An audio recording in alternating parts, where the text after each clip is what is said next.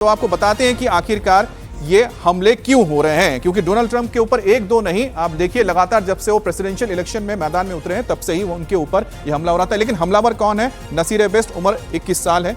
26 जून 2025 को भी एजेंट्स को रोककर इसने धमकियां दी थी, जिसको पकड़ा गया था और उसके बाद इसको हिदायत दी गई थी कि वो व्हाइट हाउस के आसपास ना रहे। 21 साल की उम्र है, ज्यादा उम्र भी नहीं है इसकी। 26 जून 2025 को यानी कि पिछले साल की घटना है, लगभग एक साल हुए हैं जब इसने जो सुरक्षा कर्मी है उनको रोककर धमकियां दी थी। और सबसे बड़ी बात है कि 22 फरवरी 2026 को फ्लोरिडा में मारे गए लोगों में से एक 21 साल का लड़का कड़ी सुरक्षा को चकमा देकर घुस गया था। 10 जुलाई 2025 को प्रतिबंधित इलाके में घुसने की इसने कोशिश की थी नसीर वेस्ट ने। इसके अलावा प्रतिबंधित इलाके में घुसने के आरोप में से पकड़ा भी गया था। उसके बाद जज ने क्या कहा था? खुद को यीशु मसीह यानी कि जीसस समझता था और व्हाइट हाउस से दूर रहने के इसे आदेश दिए गए थे। तो इस व्यक्ति को आप देखिए, ये नसीरे हैं जो खुद को यीशु मसीह समझता था और हो सकता है कि पोप को लेकर जो बयान दिए गए थे डोनाल्ड ट्रंप की ओर से, उससे ये नाराज रहा हो। एक और ग्राफिक्स आपको दिखाते हैं जिससे आप समझेंगे कि आखिरकार क्यों लगातार जानी दुश्मन बना हुआ है डोनाल्ड ट्रंप का आजकल।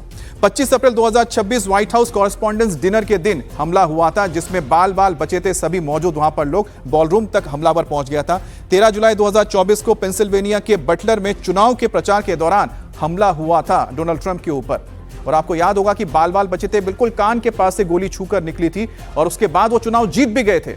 अब 24 मई 2026 की भी हमने आपको एक घटना बताई। 25 अप्रैल 2026 की घटना आपको याद ही होगी, कुछ महीने पहले की घटना है, जिसमें एक हमलावर सीधे होटल के अंदर पहुंचा था।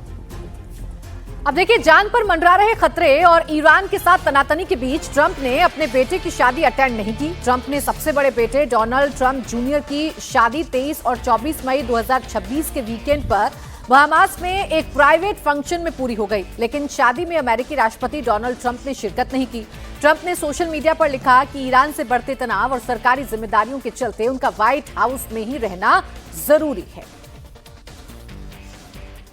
देखिए, डोनाल्ड ट्रंप अपने बेटे की शादी में शिरकत नहीं करते हैं और इसके पीछे जो तर्क डोनाल्ड ट्रंप की तरफ से दिया जाता है वो यही कि जो अभी इस वक्त के हालात उपजे हुए हैं मिडिल ईस्ट में और ईरान से जो लगातार तनाव बढ़ता जा रहा है, उसको देखते हुए उनका व्हाइट हाउस में रहना जरूरी है। चूंकि बातचीत अपने अंतिम दौर में चल रही है और शांति वार्ता पर सहमति बनाने की कोशिश की जा रही है, लेकिन क्या वाकई में शांति वार्ता हो पाएगी? क्या वाकई में दोनों देशों के बीच में सब कुछ ठीक हो पाएगा? ये वो बड़ा सवाल है जो बार बार खड़ा हो जाता है, क्योंकि ट्रंप लगातार अपने बयानों को बदलते हैं। और व्हाइट हाउस के बाहर यह गोलीबारी तब हुई जब ईरान के साथ अमेरिका की पीस डील आखिरी स्टेज में है। ट्रंप खुद भी सोशल मीडिया में यह जानकारी दे चुके थे कि 3 महीने से जारी मिडिल ईस्ट टेंशन को खत्म करने के बहुत ही करीब वो पहुंच चुके हैं बातचीत के जरिए, और अच्छी बातचीत भी हो रही है। इसके बाद उन्होंने अमेरिकी राष्ट्रपति ट्रंप ने सोशल मीडिया ट्रूथ पर पोस्ट करके कहा कि ईरान के साथ शांति वार्ता अच्छी चल रही है और इसके नतीजे अच्छे आने की उम्मीद है। ट्रंप ने दावा किया था कि मिडिल ईस्ट के मुद्दों को साथ ही हॉर्मूज को लेकर भी जल्द समाधान निकलेगा और इसके साथ ही दोनों देश युद्ध विराम को 60 दिन तक बढ़ाने के लिए सहमत नजर आ रहे थे। ट्रंप ने कहा यह बयान उस प्रस्ताव के बाद आया जिसमें ईरान ने शांति वार्ता को आगे बढ़ाने के लिए अमेरिका के सामने 14 पॉइंट की शर्तें रखी थी।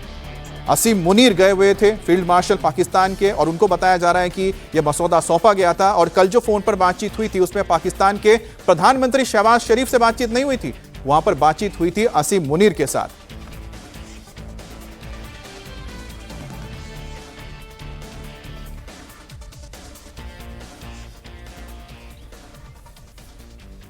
और ईरान और अमेरिका के बीच बातचीत को लेकर जो पाकिस्तान मीडिएट कर रहा है, वो डील किस बात पर हो रही है, किस शर्तों पर हो रही है, किन मुद्दों पर हो रही है, वो आपको बताते हैं। पहला है कि लेबनान समेत सभी फ्रंट पर युद्ध विराम होना चाहिए, पहले भी था इस बार भी है। ईरान की फ्री संपत्तियां अब अनलॉक करनी पड़ेगी जो इस वक्त रखी गई है। पूरे दुनिया में बिलियंस ऑफ डॉलर की संपत्ति है, या आप कह सकते हैं बैंक में पैसा रखा हुआ ईरान का, वो चाहता है कि उसे वापस किया जाए।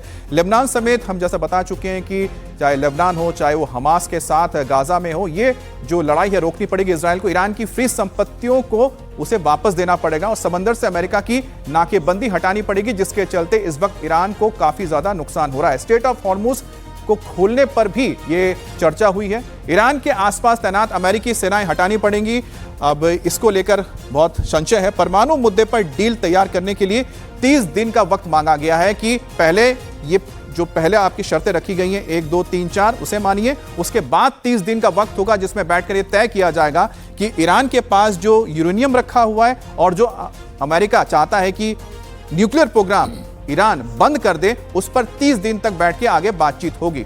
तो कुल मिलाकर देखा जाए यहां पर जो आपको हम बता रहे हैं, जो मसौदा भेजा गया है उसके मुख्य पॉइंट्स यही हैं।